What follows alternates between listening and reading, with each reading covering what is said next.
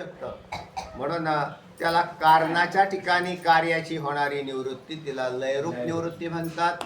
आणि कारणासह कार्याची निवृत्ती कळालं ना, सोपा दृष्टांत आहे वृक्षाचा दिलेला. आता इथे कोणता असेल ते पाहू आपण खाली. तर त्या याला किंवा नसेल दिला तरी हे समजून घ्या. आत्यंतिक निवृत्ती कशाची केली? मुळासकट कार्याची निवृत्ती म्हणजे झाडाची निवृत्ती ती आत्यंतिक, आणि केवळ वरच्या फांद्या खोडून टाकणं त्याला लयरूप निवृत्ती म्हणतात. आणि शास्त्रीय लक्षण ठेवा. आता एक कारणासह त्याला कारण मी तुम्हाला मुळ म्हटलं होतं, पण इथं कोणता शब्द येतो? कारण. त्यालाच हेतुता ज्याच्यामुळे ते कार्य उत्पन्न झालं तर त्याला कारण असं म्हणतात. त्या कारणासह कार्याची निवृत्ती आत्यंतिक, आणि कारणाच्या ठिकाणी कार्याच्या ठिकाणी कारणाच्या ठिकाणी कार्याची निवृत्ती ती लय. यच्चयावत कल्पित वस्तूंचे कारण अधिष्ठान ब्रह्म चैतन्य आश्रित अज्ञान आहे. हे लक्षात ठेवा. यच्चयावत म्हणजे सगळ्याच कल्पित वस्तूंचे जगात एक सत्य वस्तू आणि कल्पित वस्तू असे दोनच प्रकार आहेत. म्हणून सत्य वस्तूलाच पारमार्थिक सत्ता म्हणतात आणि कल्पित वस्तूला प्रातिभासिक सत्तावान पदार्थ म्हणतात. वास्तविक विश्वामध्ये दोनच पदार्थ राहतात. कोणते दोन पदार्थ? एक कल्पित तरी असेल किंवा वास्तव तरी असेल. वास्तव म्हणजे सत्य, त्याला सत्याला अधिष्ठान म्हणतात. आणि कल्पित पदार्थ जो आहे तो त्या सत्य पदार्थाच्या आश्रित राहत असतो. यच्चयावत कल्पित वस्तूंचे कारण. आता यच्चयावत कल्पित वस्तू म्हणजे त्यात तुमचा सर्प बी आला आणि रज्जू बी आला, स्थाणू बी आला आणि पुरुषही आला, शुक्ती बी आली आणि रजतही आलं, शरीरही आलं. हे सगळं कल्पित आहे. पण असं येते, या कल्पित पदार्थाचाच आश्रय करून तुम्ही आम्ही राहत, म्हणून तुम्हाला हे कल्पित आहे असं वाटत नाही. नाहीतर हे शरीर कल्पित आहे असं वाटायला पाहिजे का नाही? पण त्याला ते शरीर वास्तव वाटतं. वास्तविक ते कल्पित आहे आणि त्याचं कारण तो त्या शरीरात राहतोय तो जीवात्मा, म्हणून त्याला ते कल्पित वाटत नाही, वास्तव वाटतं. पण तेच ब्रह्मज्ञानाचं जसं जसं चिंतन केलं जाईल, तो व्यक्ती जसं जसं चिंतन करेल त्यावेळेला त्याच्या लक्षात येऊन जातो आणि निराश होऊन जातो त्याचा. आणि त्या निराशाच्या नंतर देहाच्या निराशे भावी या ठाया माझी आईची काया जवळ हे तुकोबराय म्हणतात तसं. तर याचा निराश तर ह्या भक्ती या सगळ्यांचा निराश झाला की आपोआपच ब्राह्मी स्थितीचा अनुभव मिळतो. ब्राह्मी स्थितीचा अनुभव घेण्यासाठीच परमार्थ आहे.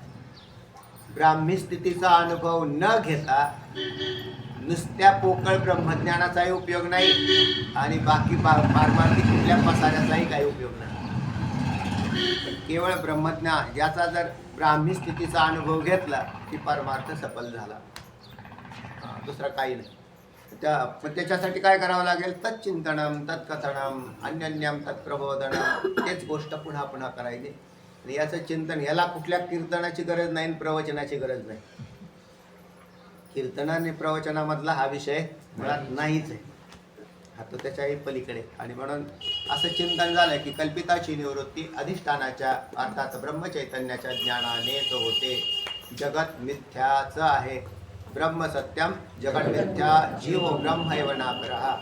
असा मूळ सिद्धांत एकदा अंतःकरणात ठासला आपापच जगत दिसत असतानाही कल्पित आहे आणि भ्रममय आहे, अशा प्रकारचं ज्ञान आपाप तयार होतं. चला ऐका काय म्हणतायत. यच्चयावत कल्पित वस्तूंचे कारण अधिष्ठान ब्रह्म चैतन्य आश्रित अज्ञान आहे.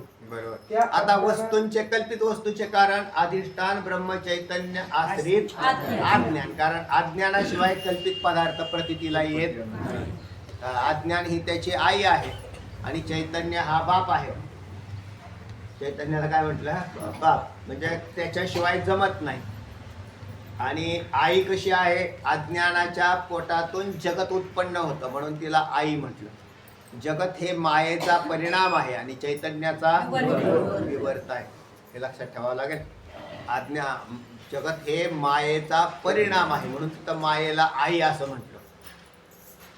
तिच्याशिवाय होत नाही ना, कारण पदार्थ निर्माणच होणार नाही. चैतन्याच्या चैतन्य कोणत्याही पदार्थाला कारण नाही ठरत. तसं तर वास्तविक पाहतात त्याचा संबंध हाच केवळ कारणीभूत ठरलेला आहे. नाहीतर ब्रह्मचैतन्याने कुठे काय निर्माण केलेलं तेव्हा. पण मायेशी संबंधित आता तेही संगती आहे केवळ.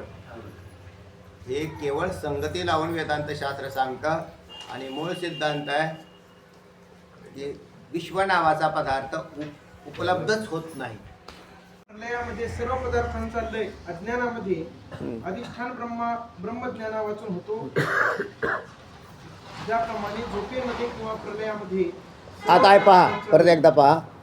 त्याच्या अधिष्ठान ज्ञानानेच होते आणि कारणाच्या निवृत्ती वाचून फक्त कारणाच्या निवृत्ती वाचून म्हणजे कारण निवृत्त न होता फक्त कारणामध्ये कार्याची लयरूप निवृत्ती ही तर अधिष्ठानाच्या ज्ञाना वाचून सुद्धा होते. आता तुम्हाला सिद्धांतिक चांगले दृष्टांत तुमच्यासमोर आणतील. असं आहे, अधिष्ठानाच्या ज्ञानाने म्हणजे ब्रह्माच्या ज्ञाना वाचून किंवा आत्म्याच्या ज्ञाना वाचून आध्यस्थ म्हणजे या लिंगदेहाची किंवा तिन्ही शरीरांच्या निवृत्त्या संभवत नाही. हा सिद्धांतामध्ये आलं. पण मग आता याची निवृत्ती होते ना. कसं आहे, आम्ही झोपलो तरी आमचं जागृती निवृत्त होते किंवा मृत्यूही पावलं आपण, मेलोही. मेल्यानंतरही पुन्हा त्याचं अज्ञान शेष असल्या कारणाने दुसरा देह प्राप्त होतो. म्हणून कार्याची निवृत्ती होताना दिसते. कार्य म्हणजे हे शरीर, स्थूल शरीर, याची निवृत्ती होते का नाही. मृत्यू आला कीच निवृत्ती झाली. ते म्हणले मग कुठे गेले, म्हणले मुक्त झाले. हां, मुक्त नाही झाले, कारण शेष राहिलं. आणि कारण कोण आहे, अज्ञान. म्हणजे जोपर्यंत आपल्याकडे अज्ञानरूपी बीज शिल्लक राहणार आहे तोपर्यंत देहाची परंपरा खंडित होत नाही. आणि ती खंडित करण्यासाठी परमार्थ आहे, बस, दुसरं काहीच नाही. करायचंच दुसरं काय करायचं. संसार करणारी माणसं आहेत ना, ते विषय गोळा करून आनंदात राहतात का नाही. त्यांना माहितीच नाही ह्याच्यातलं काय चाललेलं आहे ते. आणि परमार्थ करणाऱ्या माणसाला बी जर याचं ज्ञान नसेल म्हणजे अज्ञानच असेल तर दोन्ही बी सारखेच आहेत, समजून घ्यायचं. म्हणून एकच गोष्ट लक्षात आली पाहिजे की अज्ञानरूपी बीज जोपर्यंत नाश पावणार नाही तोपर्यंत जन्म टळत नाहीत आणि पुढची शरीरही टळत नाही. म्हणून आता हे शरीर जरी पडलं तरी दुसरं नूतन शरीर, नवीन शरीर तुम्ही जसं कर्म केलेलं असेल त्या कर्मगतीनुसार पुन्हा दुसरं शरीर प्राप्त होईल. याला लयरूप निवृत्ती असं म्हणतात. किंवा झोपलेला मनुष्य जसा पुन्हा दुसऱ्या दिवशी जागा होतो. ते म्हणले का कुठे गेलते हो तुम्ही, म्हणले झोपलो होतो. काय भासत होतं, काहीच नाही, जगत सगळं विसरलं. पण दुसऱ्या दिवशी सकाळी उठल्यावर परत पाहिलं, दिसलं का नाही. स्वप्नही असंच आहे. स्वप्न पाहिलं आणि जागा झाल्यावर स्वप्नाची सगळी सृष्टी निवृत्त झाली, लयरूप निवृत्ती. पण दुसऱ्या दिवशी स्वप्न परत पडलं. याची निवृत्ती कशी काय होईल, तर त्याची निवृत्ती केवळ ब्रह्मज्ञानाशिवाय होत नाही. काय म्हणतायत ऐका आता. ज्याप्रमाणे झोपेमध्ये किंवा प्रलयामध्ये सर्व पदार्थांचा लय अज्ञानामध्ये अधिष्ठान ब्रह्मज्ञाना वाचून होतो. म्हणजेच झोपेमध्ये पदार्थांचा लय झाला का नाही, दिवसभर सगळा खटाटप करतो मनुष्य जागृत अवस्थेत. कितीही पदार्थाचे ज्ञान गोळा करत राहतो. आणि नंतर ज्या वेळेला कंटाळला त्यावेळेला कर्मगतीनुसार आपोआप झोप लागते. झोपेला कारण बी कर्मच आहे. मग ते झोपला की तो सगळ्या पदार्थांचा लय झाला. पण लय झाला म्हणजे ते पदार्थ संपले असं नाही. दुसऱ्या दिवशी सकाळी उठला की परत आहेत चालू. तर तेव्हा याला आत्यंतिक निवृत्ती म्हणत नाहीत तर काय म्हणतात. कारण इथे कुठं ब्रह्मज्ञान वापरलं. इथे ब्रह्मज्ञान वापरलंच नाही. चला. जो पावे तो भोग देणारे कर्म सन्मुख असते. जो पावे तो भोग देणारे कर्म सन्मुख असते तोपर्यंत झोप येणार नाही, बिलकुल येणार. मग तुम्ही काही करा. आणि बरेच लोक म्हणतात आम्हाला का झोपच आहे ना, झोपच आहे ना. तर तुम्ही असे काही कर्म करून ठेवलेली आहेत. ती कर्म काय करत राहतात, तुम्हाला जागं ठेवतात. फक्त विचारानेच म्हणायचो, तिथं तर काही कर्म प्रत्यक्ष भोगायला काहीच नाही. नाही फक्त नाही विचार नाही नाही नाही नाही कर्म फल आलंय ना, ते भोगायला आलंय ना. त्यावेळेस काय भोग आहे? म्हणजे जो पूर्वजन्मात केलेल्या कर्माचा भोग आहे तो. पण हा मनुष्य जागाच राहावा. तुम्ही गोळ्या खा, नाही तर काय म्हणल्या गोळ्या खाऊन सुद्धा झोप येईना असे म्हणतात लोक. ते गोळी खाऊन सुद्धा झोप येईना. मी ते म्हणलं गोळी खाऊन यायला पाहिजे होती, पण नाही, त्याला झोप नाही आली. त्याचं कारण आहे त्याचा कर्म शेष असल्या कारणाने त्याला असं टुकूटुकू पाहावंच लागतं. काय पाहा मग, टी व्ही तरी चालू करते ती. थोडी बा काय झोप येईना म्हणून टी व्ही चालू करत बसलो म्हटलं. त्याला कारण कोण आहे? त्याचं पूर्वजन्मातलं जे कर्म आहे ना, तिथं काम करता येते. चला, म्हणजे याचा अर्थ लवकर झोपतात त्यांच्याही पाठीमागं कर्मच आहे. ते सन्मुख नाही, ते कर्म सन्मुख नाही म्हणून झोप येते लगेच. कर्म भोग- हा भोग द्या, सन्मुख लक्षात घ्या, लक्षात घ्या. त्यांच्या झोपेसाठीचं कर्म शिल्लक आहे. कर्म आहे ना तिथं, भोगायचं कर्म सन्मुख नाही, असं भोगाचं नाही. हा सन्मुख नाही, ते नाही म्हणून झोप आली. हा, म्हणून झोप आली. पण हे कर्म आहे ना हा, कोणतं? झोपण्याचं. ते भोग झोपेचे भोग मिळण्यासाठी ते लगेच झोपतो. हा, लगेच झोपतं. तर हे सगळं त्याच्यावर आधारित आहे. हां जो पावे तो भोग देणारे कर्म सन्मुख असते, हां, तो पावे तो झोप येणार नाही बरोबर. किंवा जगताचा प्रलयही होणार नाही. आता ते बरेच लोक म्हणतात कलियुगाचा नाश होईल, कलियुगाचा नाश होईल, इकडून बॉम्ब टाकला अमेरिका टाकेल, नाही तर दुसरं कोणता. आता लगेच काय होणार नाही. मेले तर फार थोडेफार लोक मारणार. जसे ते हिरोशिमा नागासाकीवर बॉम्ब टाकले, बरीचशी गावं ती शहरच नष्ट झाली. तसे काय होऊ शकतं भविष्यात, असं होऊ शकतं की याच्यात काही एखाद दुसऱ्या 4, 2, 6 किंवा देशसुद्धा उडू शकतो एखादा. तर त्याच्यामध्ये पण मग ते म्हणते मग बाकीचे लोक मग शिल्लक आहेत ना, कारण अजून कलियुगाचा नाश व्हायला तर किती 4,32,000 म्हणजे 4,32,000 वर्षाचं कलियुग आहे. त्यातले फक्त 5,150 वर्ष वजा करायचे. तर इतके वर्ष जाणार आहेत अजून, आणि मग त्याच्यानंतर ते नाश. याला कर्मगतीवर आधारित आहे. भरपूर आपलं तर आयुष्य किती काही हो, 5-25 वर्षात धरायचे. हां, पोरांचे देऊ वाढवून आपण 100-100 वर्ष. आपल्या त्या ह्याच्या दृष्टीने काहीच नाही, आणि पुष्कळ दिवस चालणार आहे. असे किती बी आणखीन ट्रम्प जातील किंवा आणखीन दुसरे बी येतील, किती बी ट्रम्प येतील, त्याला काय अडचण नाही. नवीन येतीलच की, कोणीतरी येईलच की. जगत चालवणार ह्यातले येणार, हे लोक येत राहतील, जन्मत राहतील. काही सज्जन जन्म घेतील आणि काही हे दोन्ही बी एकाच काळात चालतात. नुसते सज्जन बी नसतात आणि नुसते दुर्जनही नसतात. चल, आले ना ते विचारसागरात सुरुवात करतात. काही वेडे जन्माला येतात, काही शहाणे जन्माला. हां, पुढे त्याप्रमाणे सर्पाची निवृत्ती रज्जू ज्ञानाने होते व सर्प ज्ञानाचा विषय जो सर्प त्याचाच अभाव झाल्यामुळे सर्प ज्ञानाचा लय होतो. बरोबर. याप्रमाणे सर्पाच्या नाशामुळे सर्प ज्ञानाचा नाश म्हणा किंवा सर्पाच्या अभावामुळे सर्प ज्ञानाचा अज्ञानात नाश कशाला वापरायचा आणि अभाव कशाला वापरायचा? त्याप्रमाणे सर्पाची निवृत्ती रज्जूच्या ज्ञानाने होते व सर्पज्ञानाचा विषय जो सर्प ज्ञानाचा विषय जो सर्प त्याचाच अभाव झाल्यामुळे सर्पज्ञानाचा लय होतो. सर्पज्ञानाचा लय कुठं होईल? अधिष्ठानामध्ये, अधिष्ठानातच होईल. आणि पदार्थाचा लय त्या पदार्थाच्या अधिष्ठानातच होईल.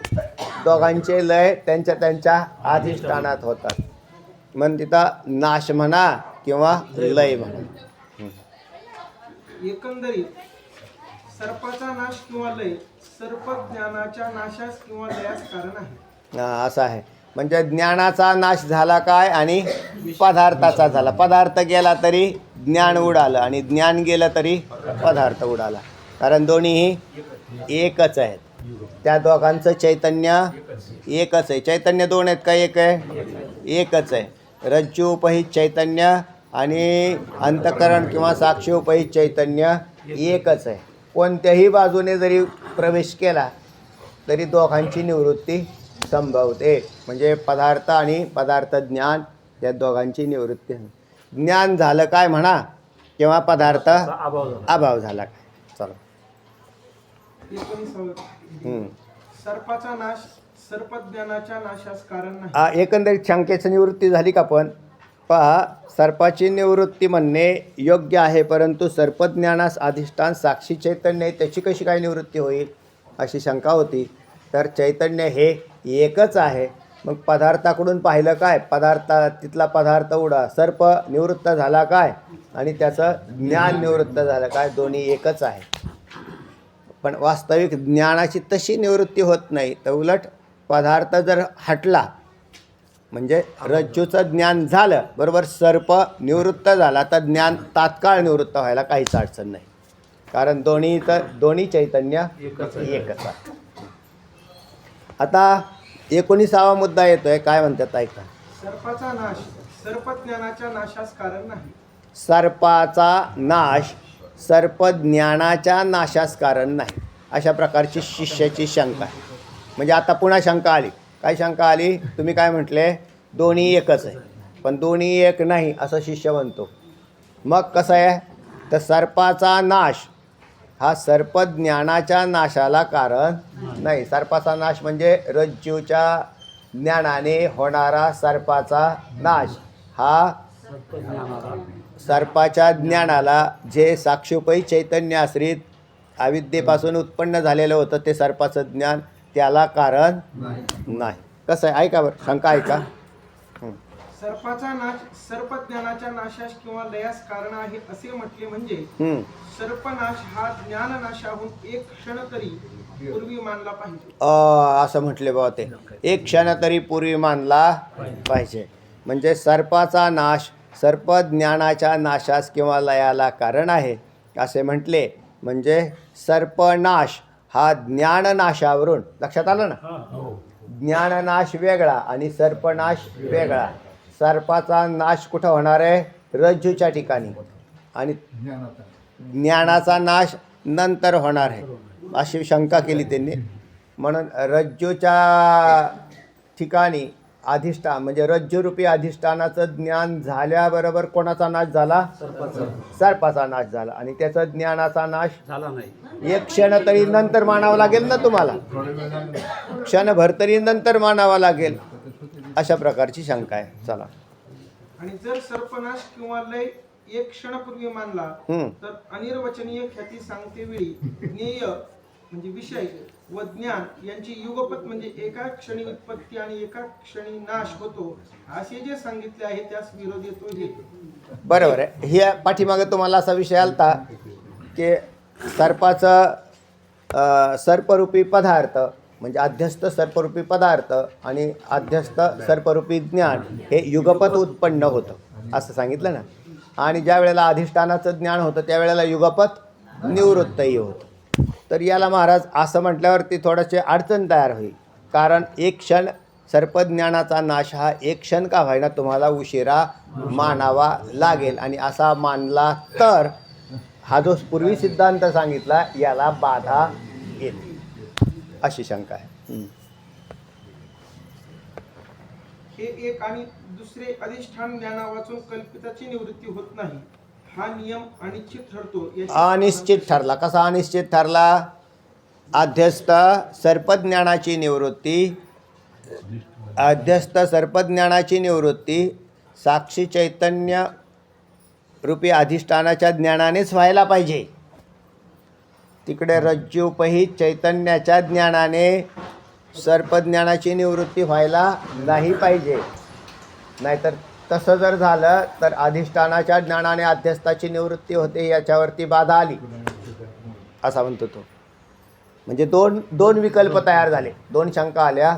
एक अधिष्ठानाच्या ज्ञानाने अध्यस्थाची निवृत्ती होते याच्यावर सुद्धा कुठेतरी गदा आलेली, आणि दुसरं आहे की नाही, दुसरं असं आहे की एक क्षण तरी पूर्वकालात जर आपण अध्यस्त पदार्थाची निवृत्ती मांडली अगोदर आणि नंतर त्याच्या ज्ञानाची निवृत्ती मांडली तर एक क्षण तरी तिथं व्यवधान द्यावं लागेल. अनिर्वचनीय ख्यातीलाही बाधा येते. चला. अधिष्ठान ज्ञानाने सर्पज्ञानाचा आता याच्यात सगळा इथे समोर काहीच दिसत नाही, पाहिलं ना? पण तुमच्यासमोर जे शंका तयार केल्या जात आहेत ना, ह्या सारा बुद्धीचा पराक्रम आहे. तुम्हाला पहिल्यांदा याच्यामध्ये प्रवेश करून दिला, रज्जू सर्प सामान्य दृष्टांत प्रतिपादन केला आणि नंतर त्याच्यात ज्ञान आणि पदार्थांच्या उत्पत्त्याही भिन्न कथन केल्या. त्याच्यातही त्या भिन्न कथन करताना ज्या आता दोन दोन बाजूने उत्पत्ती केली, पदार्थ आणि ज्ञान भिन्न भिन्न सांगितलं. आणि एवढं सगळं सांगण्याचं तात्पर्य अर्थ तरी काय असला पाहिजे? तर असं आहे, चैतन्य एकच आहे आणि पदार्थ भिन्न आहेत. आध्यस्थ पदार्थ आणि आध्यस्थ पदार्थाचं ज्ञान हे युगपत उत्पन्न होतं आणि युगपत नाश पावतं, मध्ये व्यवधान नसतं. हा मूळ सिद्धांत आहे. पण त्यांनी शंका केली म्हणून तिथं अनिर्वचनीय, तर त्या ख्यातीच्या वेळेला पूर्वी सांगितलं. पण इथे आता एक क्षण तरी मध्ये व्यवधान मानतायत. चला, म्हणजे शंका केली त्यांनी, व्यवधान नाही आहे तिथे. हां 20वा मुद्दा, हां अधिष्ठान ज्ञानाने सर्पज्ञानाचा नाश. बस, हे झालं सूत्र. काय सूत्र आहे? अधिष्ठानाच्या ज्ञानाने सर्पज्ञानाचा नाश होतो, याच्यात कुठली शंका नाही. म्हणून अधिष्ठान ज्ञानापासून कल्पिताची निवृत्ती होत नाही, या नियम अनिश्चित ठरतो. याचं पहिलं खंडन झालं. म्हणून हा अबाधित सिद्धांत आहे. अधिष्ठानाच्या ज्ञानानेच आद्यस्थाची निवृत्ती होते, दृष्टांतामध्ये बी आणि सिद्धांतामध्ये बी. दृष्टांतातही सर्प तसा जात नाही. सर्प सर्प तसा जात नाही म्हणजे कितीही तुम्ही नगारे जरी वाजवले, रज्जूवर सर्प होता आणि त्या ठिकाणी तुम्ही काय केले? नगारा ढोल वाजवला, त्याच्यामुळे सर्प पळून जाणार नाही. म्हणजे त्या नगाऱ्याने पळून जायचं काही कारणच नाही. मग ते म्हटले बा सर्प तसा जात नसेल तर एखाद्या मांत्रिकाला बोलवा. मग त्या मांत्रिकाला आणि त्यांनी बरेच मंत्र टाकले आणि मग सर्प गेला. बरोबर? नाही गेला, तरी तो सर्प गेला नाही. बऱ्याच लोकांनी तर नारळसुद्धा फोडले. उदबत्त्या लाव, नारळ फोड, म्हणले सर्प गेला पाहिजे. तर गेला का? नाही. कारण म्हणून जो सिद्धांत आहे ते सिद्धांताप्रमाणेच चालावं लागेल तुम्हाला. म्हटले काय करावं लागेल या सर्पाला घालवण्यासाठी? म्हटले दुसरं काहीच करावं लागणार नाही. तुम्ही बॅटरी आणा. बॅटरी आणली आणि बॅटरीचा प्रकाश दाबल्याबरोबर काय झाला? दोरी सापडली. त्यातलं एक गेला आणि एक सापडली. काय गेला? साप गेला. गेला का नव्हताच? नव्हताच. आणि काय सापडली? म्हणजे दोरी सापडली. म्हणजे एक पदार्थ असतोच, एक सत्य असतो आणि एक कल्पित असतो. ब्रह्म सत्यम जगन मिथ्या. जगत उडालं, पण जोपर्यंत ज्ञान झालं नाही अधिष्ठानाचं तोपर्यंत जात नाही. काहीही करा, नारळ फोडा, उदबत्त्या लावा, अजून काय करायचं तेवढं करा. वाद्याचा गजर, हां, अनुमात्रे सर्प ढळे ना, नाथ महाराज म्हणतात. अनुमात्र ढळला नाही तो. किती वाद्याचा गजर करा, नाही तर काही करा. याचं कारण काय? तर नाही, त्याच्यातही नाशनाशक भावाचा विचार करावा लागतो. नाशनाशक म्हणजे ज्याच्याद्वारे ज्या पदार्थाचा नाश होणार आहे त्याच्याकडूनच होतो, दुसऱ्याकडून होत नाही. आता इथे भासणाऱ्या कल्पित पदार्थाचा नाश तुम्हाला अन्य कोणत्याच गोष्टींनी होणार नाही. मग कल्पिताची निवृत्ती अधिष्ठानाच्या ज्ञानाशिवाय होत नाही. म्हणून ब्रह्मज्ञानाशिवाय जीव मुक्त होत नाही. पुन्हा लक्षात ठेवा, ब्रह्मज्ञानाशिवाय जीव मुक्त होत नाही. आणि परमार्थाचा उपयोग कशासाठी आहे? ब्रह्मज्ञानाचं निर्माण करावं लागेल त्याला. ब्रह्मज्ञानाशिवाय परमार्थ करत असेल तर समजून घ्यायचं हे अवांतर परमार्थ चालू आहे त्याचा, किंवा मुख्य सिद्धांतापर्यंत पोचण्यासाठीचा परमार्थ चालू आहे. दोन भाग आहेत. मुख्य सिद्धांतापर्यंत पोचण्यासाठी त्याला अवांतरसुद्धा करावा लागतोय तो, म्हणजे तर त्यातला हा तो प्रकार आहे तो, बाकी काही नाही. आणि मुख्य आहे आत्मज्ञान, ब्रह्मज्ञान. ते न करता काय म्हटले? जो एखादा मरतो तो त्याला पशु असं म्हणावं. नाथ महाराज काय म्हणतात? पावोनी मनुष्यपणा जो न साधे ब्रह्मज्ञाना, तो लांडा कर्तब जाणा पुच्छे विना द्वीप आहे. हां आणि नरदेह परम पावन तो जो न साधी ब्रह्मज्ञान हां हां विषयाचे हां हां विचारिणी चरतो. अशा नाथ महाराजांनी मेंढीचा तो दाढीचा मेंढा जाणं तो दाढीचा मेंढा जाणं विषयी चरणी चरतो. तर त्या ठिकाणी तो चरवण करणारा फिरणारा मानवी शरीर मिळाल्यावर म्हणून परमार्थामध्ये बी फारच अवडंबर आहे बरं का. पण आता त्याला नाईलाज बी आहे असं वाटतं, कारण या ज्ञानापर्यंत पोचतोच कोण, ऐसा विरळा म्हणजे फारच विरळा. आणि मग बाकीच्या लोकांना तेवढंच मनाला समाधान, आम्ही परमार्थ करतो असं समाधान आहे. आस्तेच्या महापुरी रिगतात कोट्टीवरी परिप्राप्ताच्या पैलतिरी पायला निगे. चला पुढे. आता अधिष्ठान ज्ञानाने कल्पिताची निवृत्ती होते हाच सिद्धांत सांगतो.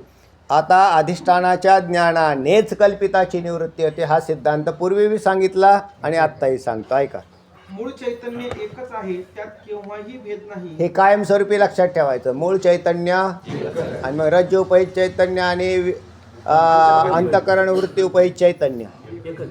आणि मग तुम्ही आम्हाला कशाला दोन दोन सांगितले? तुम्ही दोन सांगितल्यामुळे आमचा घोटाळा झाला, नाहीतर आम्ही एकच म्हणून चाललो होतो चांगले. म्हणून आमच्या डोक्यात हे शंका तयार झाल्या की एक पदार्थाची निवृत्ती आधी होते का पदार्थाच्या ज्ञानाची निवृत्ती आधी होते. ते म्हणले पदार्थाची निवृत्तीनेच ज्ञानाची बी निवृत्ती होते. अहो पण दोन दोन चैतन्य ना, मग मध्ये एक क्षणभर तरी व्यवधान आलंच की. तर ते म्हणले असं नाही, तर मूळ चैतन्य एकच आहे. ऐका,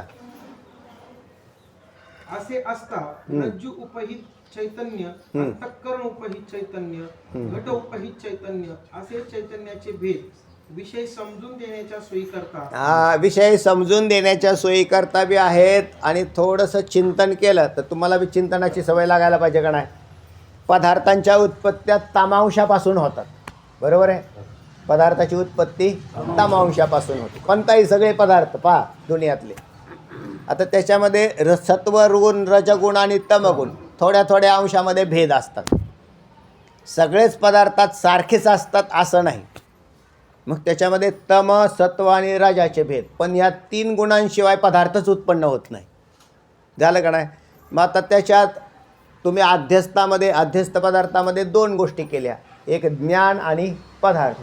ते ज्ञानसुद्धा सत्व तम आणि रजाने युक्त आहे. पण विशेष करून ज्ञानाची उत्पत्ती सत्वगुणात होते. म्हणून अंतःकरण उपहित साक्षी चैतन्य हे त्या ज्ञानाचं अधिष्ठान ठेवलेलं आहे.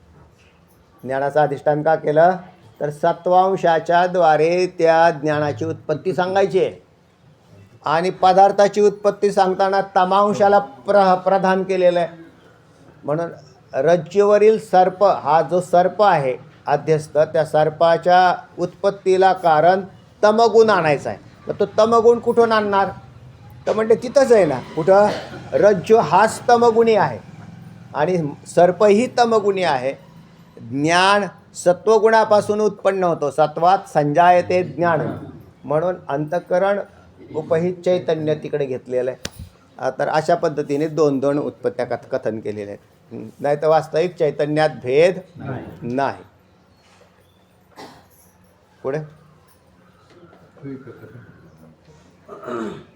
घटोपहित चैतन्य असे चैतन्याचे भेद विषय समजून देण्याच्या सोयी करता विषय समजून देण्याच्या सोयी का. हा विषय समजून सांगितला ना तुम्हाला असाच. रज्जू अंतःकरण व घट इत्यादी उपाधीमुळे केले जातात. बरोबर. मूळ चैतन्य स्वरूपात भेद नसतो. चैतन्यामध्ये कुठेही भेद नाही. आता ज्यावेळी रज्जू किंबहुना बऱ्याच लोकांना अज्ञान हेच आहे. काय काय अज्ञान आहे. चैतन्यात भेद नाही. तुम्ही कोण आहेत चैतन्याचा आहात. तुम्ही कोण आहात. तुम्ही केवळ चैतन्याचा आहात. मी सच्चिदानंद ब्रह्मच आहे.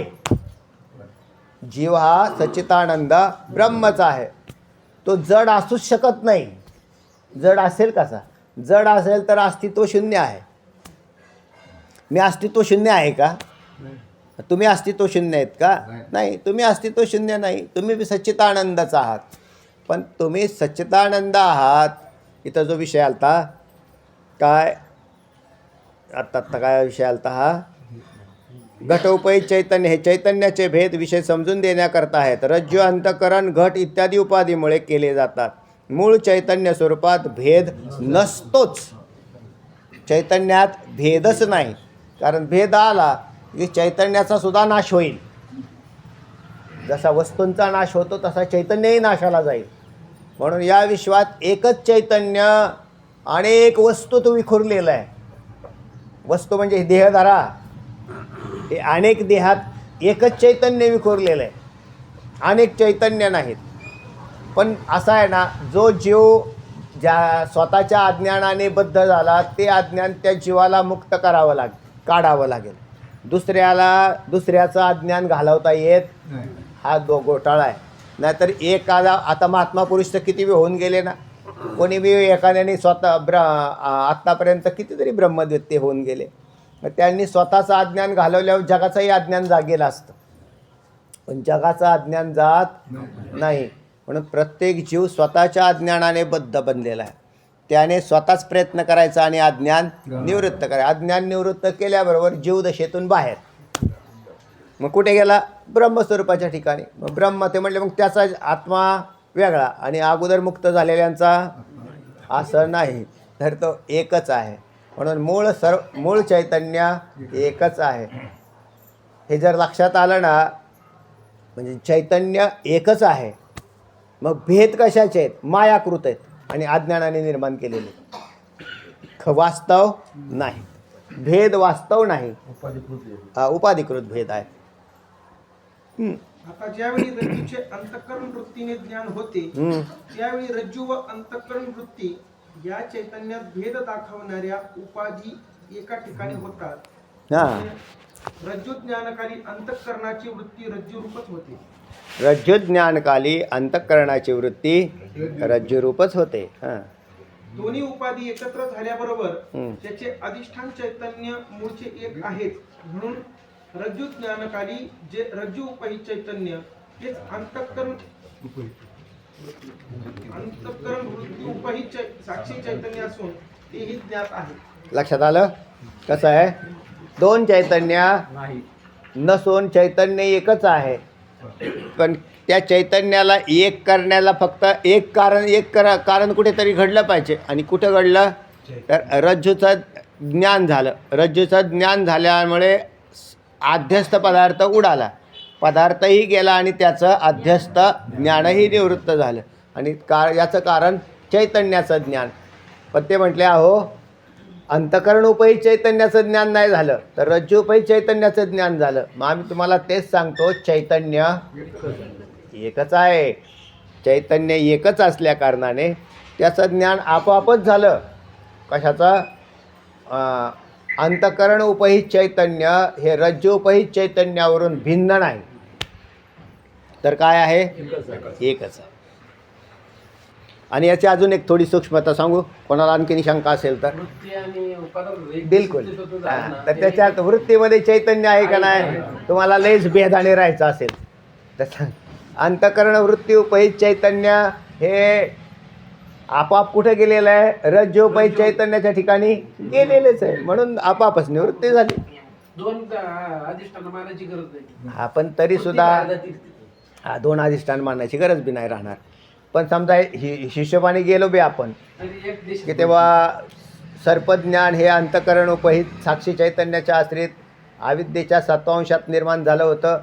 आणि ते ज्ञान, त्याची निवृत्ती हे तिकडे गेल्याशिवाय होणारच नाही. ते म्हणजे ते तिकडे जरी नाही गेलं तरी ते तिकडून इकडं आलं ना. कोण? अंतःकरणाची वृत्ती. ते अंतःकरणाची वृत्ती रज्जू देशाला जाऊन धडकली ना, तिथं अंतःकरण उपहित चैतन्य आहे का नाही? आणि मग आपापच त्या ज्ञानाची निवृत्ती झाली आणि पदार्थाची निवृत्ती, आणि ते युगपत झाली. यालाही काही बाधा येत नाही. आणि अधिष्ठान ज्ञानाने अध्यस्थाची निवृत्ती होते. हाही सिद्धांत अबाधित राहिला. चल, याकरिता रज्जू ज्ञानाने सर्प व त्याचे ज्ञान निवृत्त होते असे म्हणण्यास कोणतीच हरकत नाही, हे सिद्ध झाले. थोडंसं चिंतन करा, घरी गेल्यावर पुन्हा पुन्हा वाचा, आणि मग त्यावेळेला तुमच्या लक्षात येऊन जाईल की चैतन्यात भेद नाहीत, तर वृत्ती आणि अधिष्ठान रूप असणारा रज्जू, तर यांच्यामधले जरी भेद दिसत असतील तरी वास्तविक चैतन्यात भेद नसल्याने त्या रज्जू देशामध्ये असणारं चैतन्य काय आणि वृत्तीमध्ये असणारं चैतन्य काय, दोन्ही चैतन्य एकच आहेत. चला, उत्तर लक्षात आलं का? लक्षात येत नसेल परत घरी गेल्यावर चिंतन करा आणि वाचा, म्हणजे मग पुन्हा पुन्हा कळेल. आणि वाचासाठी ज्याला कळत नाही त्याने पुन्हा पुन्हा वाचलं पाहिजे. बोला. 19 नंबरचं एक शिष्य शंका होती ना, हां त्या शिष्य शंकेमध्ये जसं आतापर्यंत शिष्य आणि गुरु हां अशा प्रकारे आलं, हां या ठिकाणी काय आलं डायरेक्ट पुढचा मुद्दा आला 20 नंबरचा. ही शंका जी शिष्य शंका आहे, सुटली का खाली उतरली? नाही नाही नाही नाही 19व्या मुद्द्यामध्ये केवळ शंका दिली आणि 20व्यामध्ये उत्तर आलं. नंबर टाका. नाही, काय गरज नाही. हा मुद्दे हे टाकलेले आहेत, पण त्याच्यात असं आहे ते दोन जे सूत्र दिलेले आहेत, म्हणजे असं आहे की सर्पाचा नाश व सर्पज्ञानाच्या नाशास कारण नाही, अशा प्रकारचे शंका देऊन त्याने एक मुद्दा तयार केलेला होता तिथं. म्हणून त्या मुद्द्याचं उत्तर अधिष्ठानाच्या ज्ञानानेच सर्पज्ञानाचा नाश होतो याच्यात दिलेलं आहे त्यांनी. केलेले तर आपल्या विषय समजण्यासाठी वेगवेगळे केलेले आहेत तिथे, याच्यापेक्षा दुसरं काही नाही. 19व्या मुद्द्यात केवळ शंका मांडली आणि 20व्यामध्ये समाधान दिलेलं आहे, काय अडचण नाही. आणि सलग बी केलं असतं तरी काय अडचण नव्हती, काय तसं काय विशेष नाही आहे. पुढे अंतःकरण त्याची विषय देशापर्यंत जाणारी वृत्ती आणि त्या वृत्तीमध्ये असणारा चैतन्याचा आभास या सर्वांचे प्रकाशन करणारा जो चैतन्य मात्र त्या शास्त्रकार साक्षी असे म्हणतात. त्या चैतन्य मात्र त्याला साक्षी असं म्हणतात. साक्षी ही संज्ञा चैतन्यालाच आली. चैतन्य आणि साक्षी याच्यामध्ये काय फरक आहे? काही फरक नाही. पण प्रकाशन करणं हे काम ज्या चैतन्याकडे येतं त्याला साक्ष असं म्हणतात. प्रकाशन करणं म्हणजे असं आहे, चैतन्य सर्वगत आहेच आहे, पण आता म्हटलं हे गुलाबाचं फूल आहे असं मी तुम्हाला सांगितलं, तर हे गुलाबाचं फूल आहे, तर हे ज्ञान झालं का नाही? या ज्ञानाला प्रकाशित कोणी केलेलं आहे? माझ्या साक्षी चैतन्याने याला प्रकाशित केलेलं आहे. चैतन्य नाही म्हणायचं इथं, साक्षी चैतन्य म्हणायचं. कारण प्रकाशन करणं म्हणजे ज्ञान करून देणं. प्रकाशन पदाचा अर्थ काय? ज्ञान करून देणं. तर काय म्हणतायत? हां वाचा ना. हां अंतःकरण त्याची विषय देशापर्यंत जाणारी वृत्ती आणि त्या वृत्तीमध्ये असणारा चैतन्याचा आभास या सर्वांचे प्रकाशन करणारा जो चैतन्य मात्र त्या शास्त्रकार साक्षी असे म्हणतात. लक्षात आलं ना? वृत्ती विषय देशापर्यंत जाते त्यावेळेला वृत्तीमध्ये असणारा जो चैतन्याचा आभास त्या सर्वांचे प्रकाशन करून देणारा जे चैतन्य त्यालाच साक्षी असं म्हणतात. म्हणजे जे ज्ञान करून देतं जे चैतन्य त्याला साक्षी म्हणतात. सोपं, जे चैतन्य ज्ञान करून देतं त्याचं नाव साक्षी. जे चैतन्य आध्यस्थ पदार्थाला आधार रूपात राहतं त्याला आधार स्वरूपात राहतं त्याचं नाव अधिष्ठान. अधिष्ठान चैतन्य. चैतन्यात एकच चैतन्य, एकच नाव मात्र अधिष्ठान आलं. अधिष्ठान पदाचाही अर्थ चैतन्यच झाला, पण ते केवळ त्या अध्यस्थ पदार्थाचं अधिष्ठान होऊन राहतं असं चैतन्य, त्याला अधिष्ठान चैतन्य म्हणतात. सोनं एकच, अलंकार वेगवेगळे. हां, त्या सोन्याला काय म्हणायचं? चैतन्य. म्हणजे अधिष्ठान चैतन्य. आणि अलंकाराला आध्यस्थ. अलंकार काय झाला? आध्यस्थ. सोनं नित्य असतं, अलंकार नित्य नसतो. आणि तो नित्य प्रकाशित म्हणजे ज्ञानरूप असतो. याची विवेचन आता त्याच्यातही असं आहे ना, म्हणून मग असं करा ना, सोनं आणि अलंकार यांच्यात भेदच पाळू नका असं कोणी म्हटलं तर अलंकार हा त्याचा आकार बदलत असतो. आपली नजर आकारावर असते, म्हणून आकारावरच्या नजरेनेच माणसं रडतात आणि हसतात. अधिष्ठानाची नजर असल्यावर हसणार बी नाही. आणि अशी संत महात्म्यांची गोष्ट ती आहे. म्हणून सुखदुःख समे कृत्वा लाभालाभ जया जय. तिथं दोन्ही ठिकाणी तुल्य निंदा स्तुतिर्मौनी संतुष्टो येन केनचित. दोन्ही ठिकाणी सम राहतात है ना. समलोष्टाश्म कांचन हा, तर ही नजर फक्त संतांकडे राहते. आणि जीव समलोष्टाश्म कांचन हा असं नाही, तर कांचन वेगळं आणि लोष्ट वेगळं, म्हणजे माती दगड खडक वेगळा आणि सोनं आकार वेगळा, पदार्थ असं भासतो, वास्तविक एकच असतो. पण अधिष्ठानाची नजर आली की आध्यस्थाची नजर लुप्त होते, लोप पावते. आणि ज्याला आध्यस्थाची नजर असते त्याला अधिष्ठानाची केव्हा नसते, म्हणजे केव्हाच नसते. आध्यस्थाची नजर आहे त्याला अधिष्ठानाची नजर नसते. पण अधिष्ठानाची नजर आली की आध्यस्थाची नजर लोप पावते, म्हणजे त्याला जनिवनी अवघा देव असं होतं. जनिवनी अवघा देव, जागता जगदेव, राखा काही भाव, जागता जगदेव, जगत एवम जग एवम हरिही, अशा प्रकारचा आत्मभाव जागा होतो. चला, याचे विवेचन पंचदशी ग्रंथात कुटस्थ दीपामध्ये विद्यारण्य स्वामींनी चांगले केले आहे. चांगले केलेले आहे, पण ते आपण नंतर पाहू. आता पुंडलिक